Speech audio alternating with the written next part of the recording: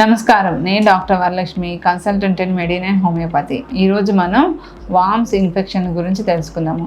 అంటే నూలు పురుగులు అని అంటాం కదా, ఇవన్నవి ఎవరిలో వస్తాయి ఎక్కువగా, వీటి కండిషన్స్ గురించి తెలుసుకుందాము. మనకి జనరల్గా కొంతవరకు వామ్స్ అనేది చిన్నపిల్లలు అన్నది ఎక్కువగా అన్నది చూస్తుంటాము. కొంతవరకు ఈ సమస్య పెద్దవాళ్ళలో కూడా కొంతమందిలో అన్నది వస్తూనే ఉంటుంది అనమాట.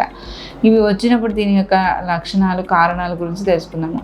ముందుగా చూసుకున్నట్టయితే కారణాలంటే పిల్లల్లో ఏమవుతుందంటే కొంతవరకు ఎక్కడైతే వామ్స్ ఎగ్స్ ఉంటాయో అక్కడ ఎక్కువ ప్లే గ్రౌండ్లో వాటిలో ఆడడం వల్ల కానీ, క్లీన్లీనెస్ అన్నది అంటే పరిశుభ్రత అన్నది సరిగ్గా పాటించకపోవడం వల్ల, కొంతవరకు హ్యాండ్స్ వాషింగ్ అన్నది సరిగ్గా లేకపోవడం, ఆఫ్టర్ టాయిలెట్ కూడా వాషింగ్ క్లీన్లీనెస్ అన్నది సరిగ్గా లేకపోవడం వల్ల కూడా కొంత ఎక్కువగా స్ప్రెడ్ అవుతుంటాయి.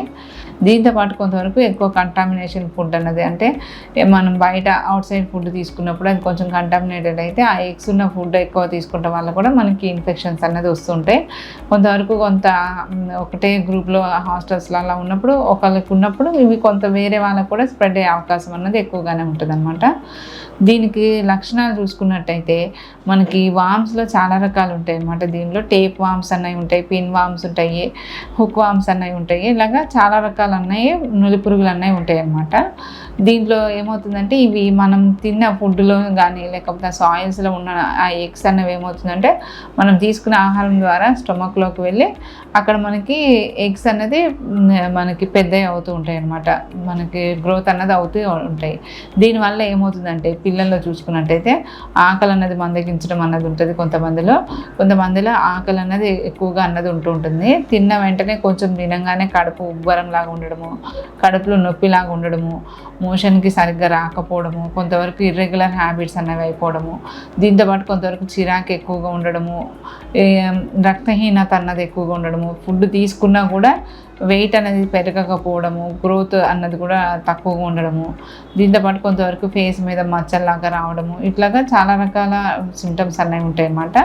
దీంతోపాటు కొంతవరకు మందిలో ఏమవుతుందంటే స్లీప్ డిస్టర్బెన్సెస్ రావడము, నిద్రలో కూడా ఎక్కువగా టీత్ బైటింగ్ అన్నది ఉండడము, ఇలా చాలా రకాల లక్షణాలు ఉంటాయి అన్నమాట. దీనికి మెయిన్గా చూసుకున్నట్టయితే కొంతవరకు క్లీన్లీనెస్ పాటిస్తూ మనం ఫుడ్ అన్నది అవుట్ సైడ్ ఫుడ్ అన్నది తీసుకునేటప్పుడు కొంతవరకు జాగ్రత్తలు తీసుకుంటూ వాటర్ కూడా సరిగ్గా బాయిల్ చేసుకునే వాటర్ తీసుకుంటాము. వెజిటేబుల్స్ ఇవన్నీ కూడా నీట్గా వాష్ చేసుకుని పైన లేయర్స్ కానీ కొంచెం ఆ వెజిటేబుల్స్లో కానీ ఆ లీఫీ వెజిటేబుల్స్లో ఏమవుతుందంటే మనకి ఎగ్స్ అనేవి కూడా ఆకులు వెనుక భాగంలో అలాగ ఉండిపోతాయి అన్నమాట. అందుకే వాటిని నీట్గా కడుక్కుని సరిగ్గా కుక్ చేసుకుని తీసుకోవాలన్నమాట. రా ఫుడ్ తీసుకునేటప్పుడు కూడా నీట్గా అన్నది తీసుకోవాలి.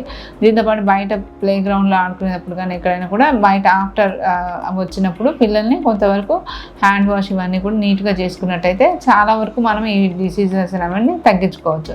అలా కాదు మనకి కంప్లైంట్స్ ఎక్కువగానే అవుతున్నాయి, పిల్లల్లో కొంచెం ఈ డిస్టర్బెన్సెస్ ఎక్కువ అవుతున్నాయి, స్టొమక్ పెయిన్స్ వస్తున్నాయి అనుకున్నప్పుడు మనం హోమియోపతి మెడిసిన్స్ యూజ్ చేసుకోవచ్చు అండి. హోమియో మెడిసిన్స్ చూసుకున్నట్టయితే మనకి వామ్స్ ఉన్న లక్షణాలను బట్టి వాటి యొక్క కంప్లైంట్స్ని బట్టి చాలా రకాల మెడిసిన్స్ ఉంటాయి.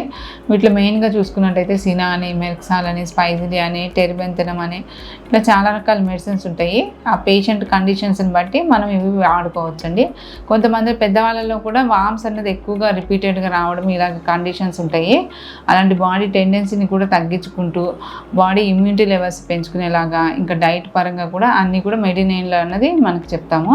ఇంకా మెడినైన్లో మీకు ఏదైనా ఫర్దర్గా ఏమైనా డీటెయిల్స్ కావాలనుకున్నా ఓన్లీ వామ్ ఇన్ఫెక్షన్స్ కాకుండా పిల్లల్లో గ్రోత్ డిస్టర్బెన్సెస్ కానీ హైట్ ప్రాబ్లమ్స్ ఉన్నా కూడా వీటికి కూడా మనకి హోమియోలో బెస్ట్ మెడిసిన్స్ ఉన్నాయండి. ఫర్దర్గా ఏం డీటెయిల్స్ కావాలనుకున్నా ఒకసారి మెడినైన్ని కన్సల్ట్ అవ్వండి. Thank you.